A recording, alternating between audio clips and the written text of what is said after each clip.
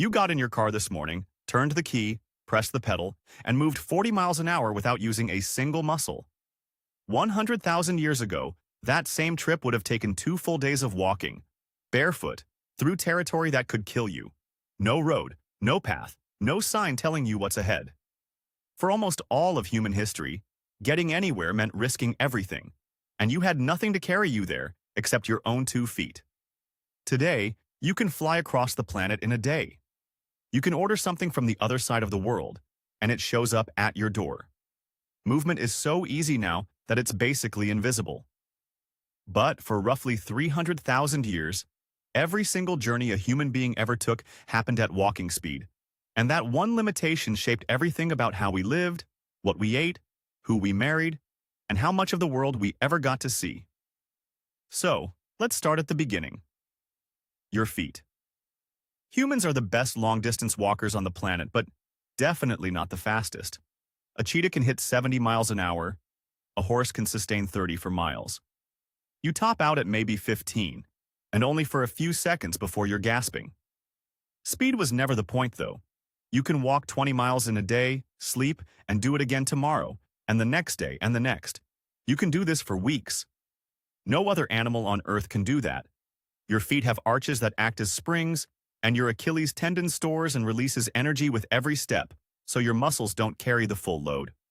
There's a ligament running up the back of your neck that keeps your head stable while your body moves underneath it, and you have about 2 million sweat glands cooling you down while every other large mammal on the savanna overheats and has to stop. You're not built to be fast. You're built to never stop. In 1978, paleoanthropologist Mary Leakey discovered a trail of footprints in Laetoli, Tanzania. They were pressed into volcanic ash 3.6 million years ago. 2 individuals walking upright, side by side. The oldest evidence of bipedal walking ever found. And they look almost exactly like yours. For millions of years, that was the only transportation technology humans had. And somehow, it was enough to take us further than any species has ever gone. Starting roughly 70,000 years ago, humans began walking out of Africa. Not in one march. This happened over thousands of years, generation by generation, small groups pushing a little further into territory which no human had ever seen. They crossed the Middle East. They spread across Asia. They reached Europe. They walked into Siberia, crossed a land bridge into Alaska, and kept going south through the Americas. That's roughly 15,000 miles without knowing the destination even existed. And the thing that doesn't get talked about enough is that they weren't walking randomly. Archaeologists have found obsidian tools hundreds of miles from the nearest volcanic source, shells found far inland, amber traded across mountain ranges. These people were covering massive distances on purpose, to trade, to connect with other groups, to find specific resources they knew existed because someone had told them about it. This wasn't wandering, this was networking on foot. The problem is, walking works great until something gets in the way. You can walk across a desert, you can walk over a mountain pass, but a river stops you in your tracks. And rivers were everywhere. They cut through every migration route, every hunting ground, every trade path. For hundreds of thousands of years, a body of water was basically a wall. You either found a shallow crossing or you turned around. And then somehow, humans figured out something no other land animal ever has: how to cross water on purpose. In 2003, archaeologists working on the island of Flores in Indonesia found stone tools dating back roughly 800,000 years. The problem is that Flores has never been connected to the mainland. Even during the lowest sea levels of the ice ages, there was always at least 12 miles of open ocean between the island and the nearest land, which means one thing: someone made the crossing. We don't know what they used. Wood rots, bamboo decomposes. Whatever they floated on is long gone, but the tools are there, which means the crossing happened. The first boats were probably nothing: a fallen log, a bundle of reeds tied together, not designed, discovered.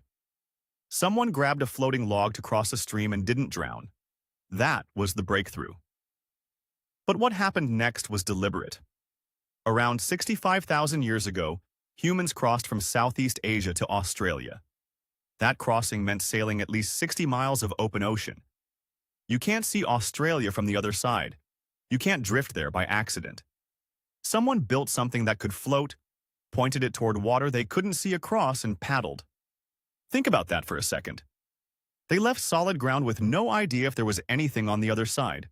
The oldest boat we've ever found is the Pest canoe from the Netherlands, about 10,000 years old, just a hollowed-out log.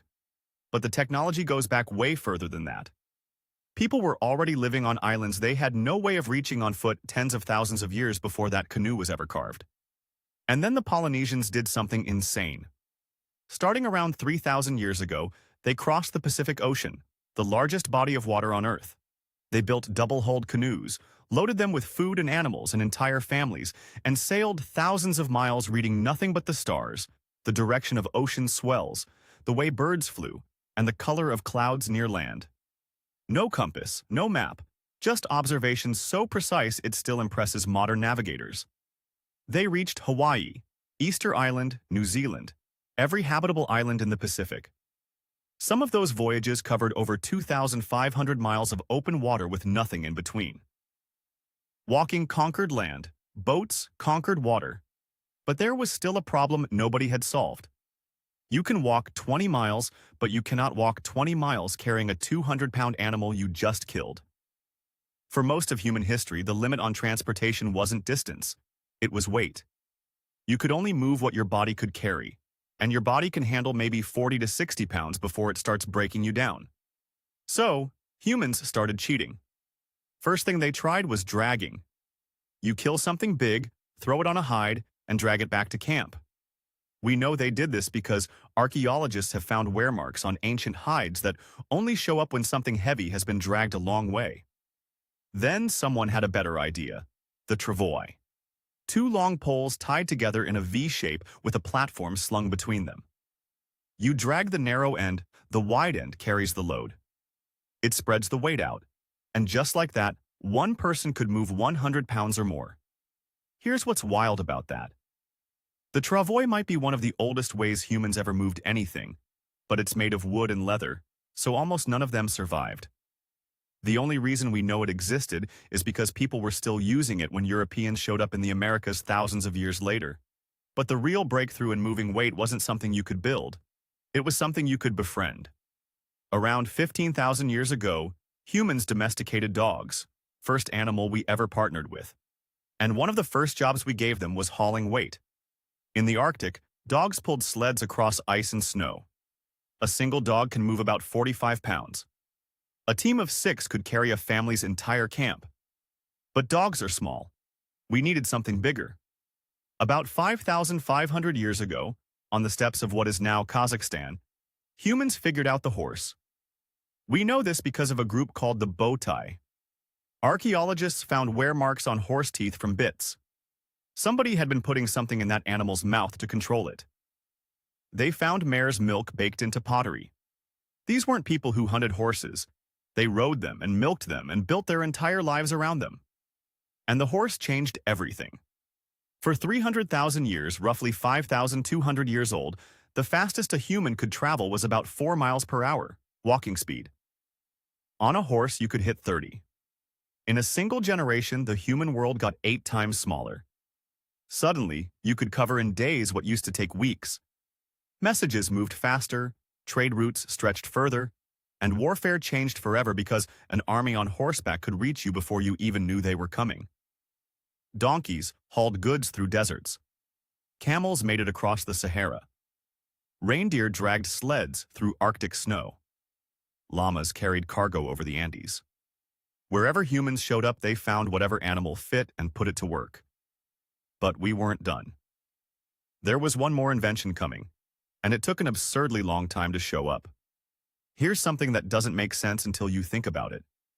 Humans crossed every ocean on Earth before anyone invented the wheel. The oldest known wheel turned up in the Ljubljana marshes of Slovenia, roughly 5,200 years old. That's it. Boats go back at least 10,000 years and probably way further. Horses were tamed 5,500 years ago.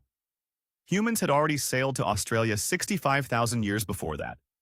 The wheel was one of the last major transportation inventions, not the first. And it didn't even start as transportation. The first wheels were for pottery, a spinning disc to shape clay. At some point, somebody looked at that disk and turned it on its side. What if you put something on top of it? The first wheeled vehicles were slow, solid wood wheels, heavy. They cracked on rough ground and got stuck in mud. A horse without a cart was honestly faster than a horse with one. But around 2000 BC, someone figured out the spoked wheel. Lighter and stronger and way faster. And now you had chariots, speed and cargo at the same time. Roads came after that. The first paved road we know of went down in the city of Ur around 4000 BC. And once you had wheels and roads and horses all working together, you finally had something that looked like a real transportation system. Trade exploded. Empires became possible. You could move armies and supplies hundreds of miles without everything falling apart. The wheel, the horse, the road. That combination is what built every civilization you've ever heard of.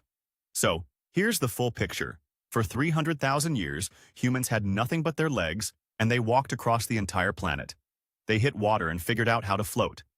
They needed to carry more, so they learned to drag. Then they built frame. Then they partnered with animals. They figured out the horse and the world got smaller overnight. They invented the wheel and it got smaller again. Every one of those breakthroughs took thousands of years and everyone was built on top of what came before it. Solving problems that would have seemed impossible to anyone who came before. Now you sit in a metal box on a paved road doing 70, and you call it a commute. You fly 3,000 miles across an ocean in 6 hours, and you're annoyed the Wi-Fi is slow. You've got a machine in your pocket that can summon a car to your exact location in 4 minutes, and you're irritated it takes 5. Your ancestors walked barefoot for 15,000 miles across continents they couldn't name to reach places they'd never seen. And they did it because they had to, because staying still meant dying. We solved the problem of distance so completely that we forgot it was ever a problem. Every highway, every airport, every set of train tracks on this planet exists because 300,000 years ago someone looked at the horizon and started walking. They didn't know where they were going. They went anyway. And that's the most human thing there is.